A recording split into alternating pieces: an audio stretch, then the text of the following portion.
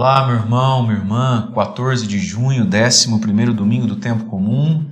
Com alegria a gente se reúne para partilhar e meditar um pouquinho do Evangelho e da liturgia deste final de semana.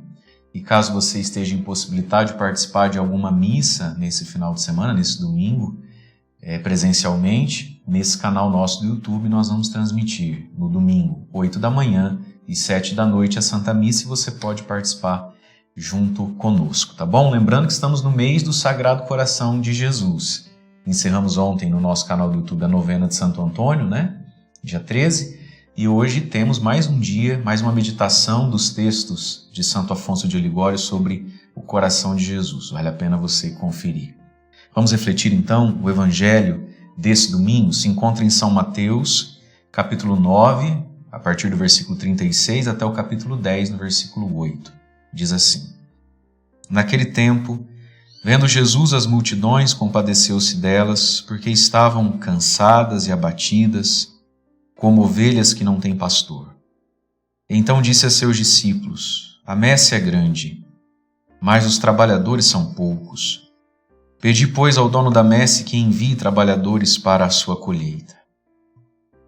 Jesus chamou os 12 discípulos e deu-lhes poder para expulsarem os espíritos maus e para curarem todo tipo de doença e enfermidade.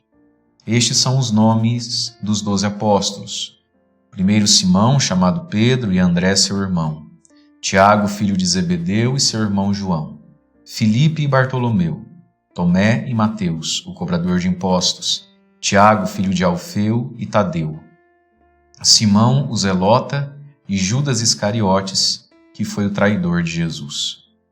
Jesus enviou estes 12 com as seguintes recomendações: Não deveis ir aonde moram os pagãos, nem entrar nas cidades dos samaritanos. Ide antes as ovelhas perdidas da casa de Israel. Em vosso caminho anunciai: O reino dos céus está próximo.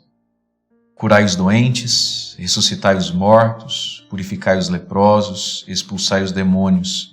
De graça recebestes, de graça deveis dar.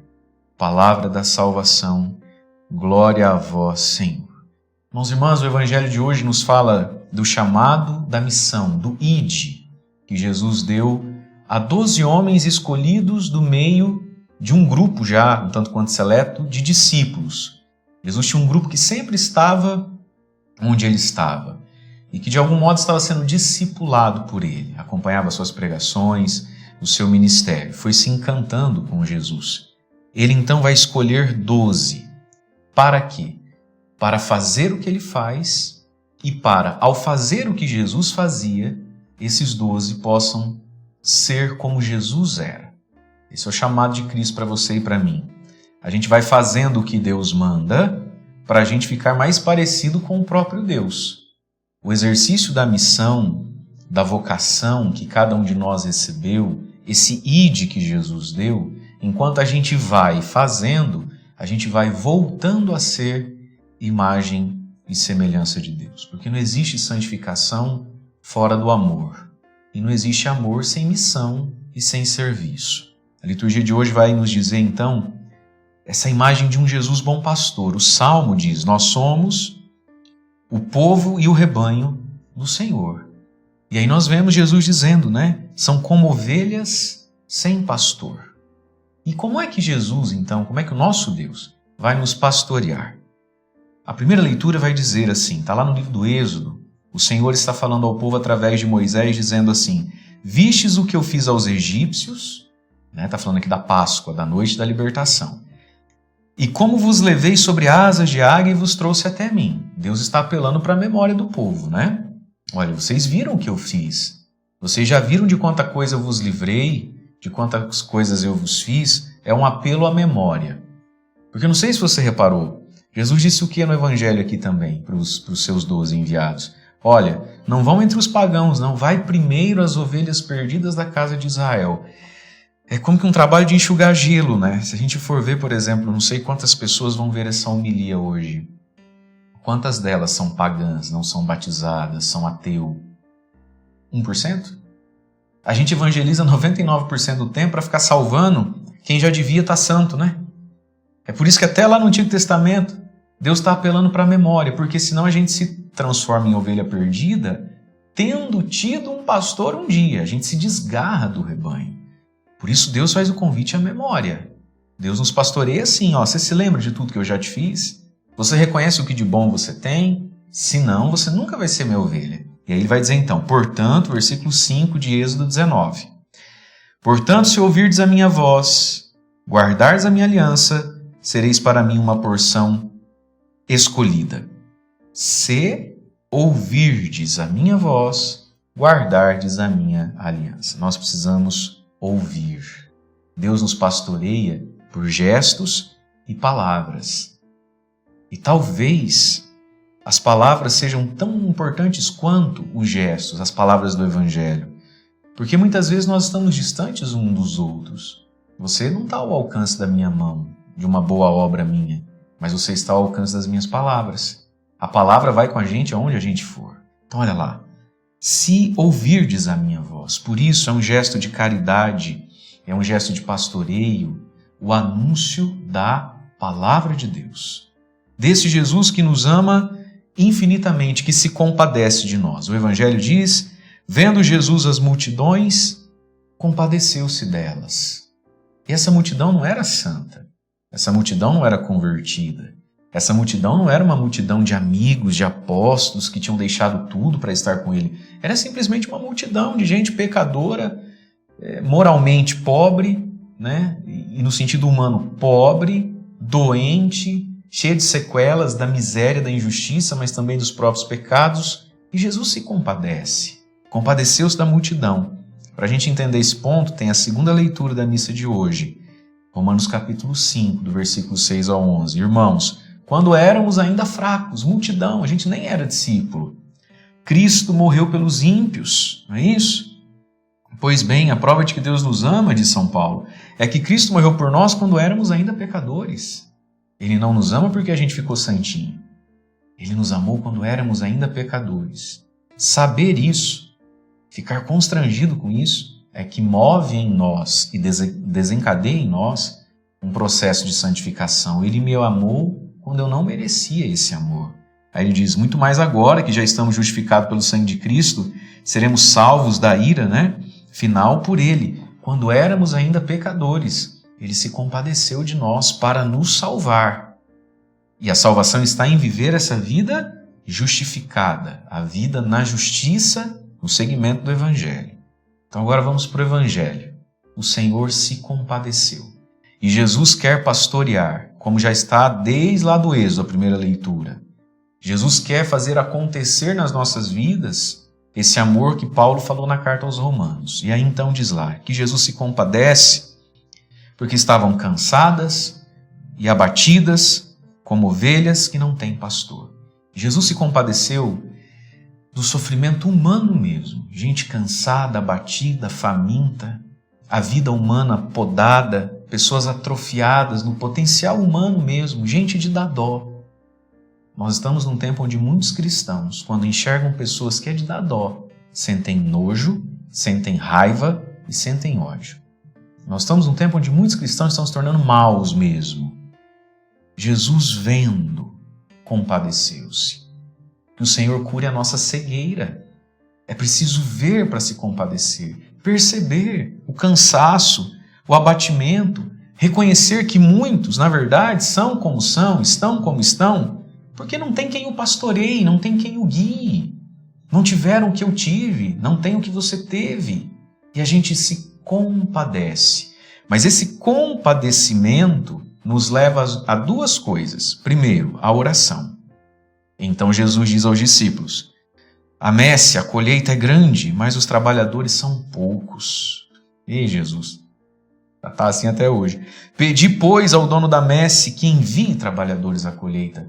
A oração, pedir a Deus vocações sacerdotais, religiosas, ministeriais nas nossas comunidades. A messe é grande, o serviço é grande, é muito, mas os disponíveis são poucos, porque são poucos os que vêm e se compadecem. São poucos os que enxergam para além de si mesmo, do próprio umbigo, das suas próprias coisas, das suas próprias causas. Nos falta compaixão, nos falta fé, Nos falta compaixão, se é que eu posso dizer isso, pelo próprio Deus. De ver que o reino de Deus não acontece, de ver que Jesus não é conhecido, não é amado, a gente deveria sentir dó de Deus e querer fazer algo nesse sentido. Mas, meus irmãos, às vezes a gente vive voltado só para nós mesmos, para as nossas coisas e para as nossas causas, e a gente não se compadece de ninguém e não sente nem dó de um Deus tão bom que não é amado, não é conhecido, não luta pela glória dele, né? E pelo bem dos outros. Rezar, pedindo vocações em todos os níveis, sobretudo, claro, as sacerdotais, para que a colheita que é tão grande não fique perdida, não seja em vão tudo isso. Segunda coisa, então, que Jesus faz aos seus discípulos e nos ensina a fazer: a oração. A compaixão precisa gerar oração e uma atuação. Então, olha lá, Jesus chamou os 12 e deu-lhes poder. Jesus os reveste de autoridade. Deu-lhes poder para expulsar espíritos maus, curar todo tipo de doença. E como é que eles souberam, então, que eles tinham esse poder? Jesus disse: eu estou dando a vocês poder para expulsar demônio e curar doenças. Como é que eles constataram isso?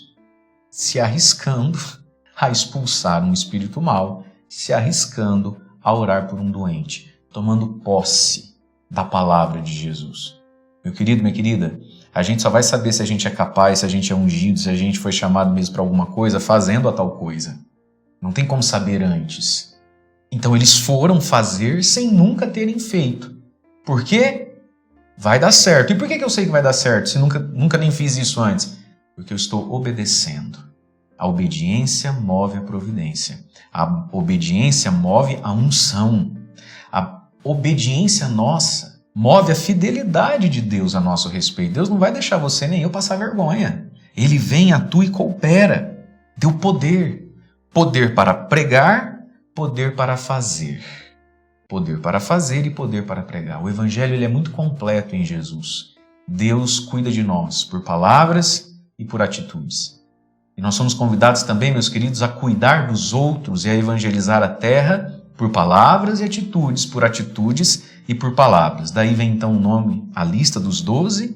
Está lá inclusive Judas, que viria a ser o traidor, porque não absorveu em si a perspectiva de Jesus em relação às multidões pelas quais Jesus se compadecia e tantos outros motivos Judas teve, que não justificam, é claro.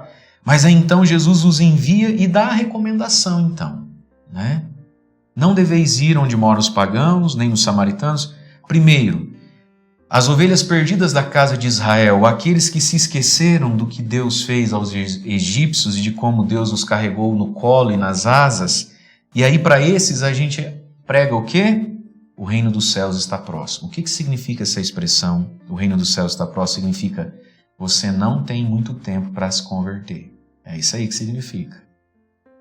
E significa também, se você quiser se converter, Deus te aceita, porque Deus está perto. O reino dos céus está próximo. Jesus é o próprio reino, ele está perto. Deus é acessível. O reino dos céus está próximo, está acessível, mas você precisa se virar para ele, né? Você precisa se voltar para ele, se converter, mudar de direção. Está perto, não é longe. Deus não é um Deus longe, inacessível. A vida que Deus nos pede para viver não é impossível. Está perto, o reino dos céus, a salvação está próximo. Mas esse próximo aqui também significa isso. Ovelha perdida da casa de Israel. Você que foi batizado, fez uma Eucaristia, crismou. O reino dos céus está próximo. Significa, se você quiser, está ao seu alcance. Mas você precisa querer, e é bom querer, porque é logo. Já chegou. Não temos todo o tempo do mundo. O que mais Jesus vai dizer? Curai os doentes. Aí vem os verbos, então, da missão.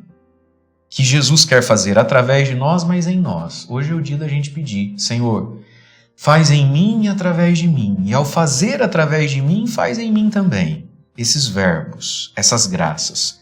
Curai os doentes.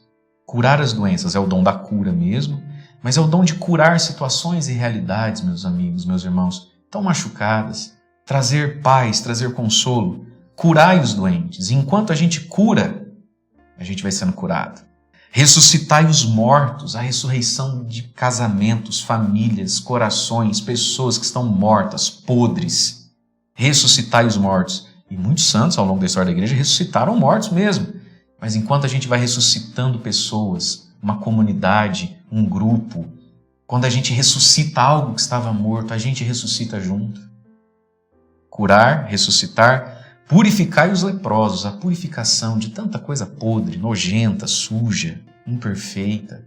A lepra é aquilo que vai comendo, deixando o ser humano fedido, né? Purificar ambientes, lugares. E à medida que a gente purifica, a gente vai sendo purificado. Curar, ressuscitar, purificar e expulsar os demônios. O demônio que é o pai da mentira, o demônio que é a voz sedutora. Exorcizar para longe de nós e das pessoas a mentira, o erro. E conforme eu expulso demônios dos outros, eu expulso de mim mesmo. Expulsar os demônios. Percebe como são coisas físicas, espirituais, como são coisas morais, mas são coisas sociais.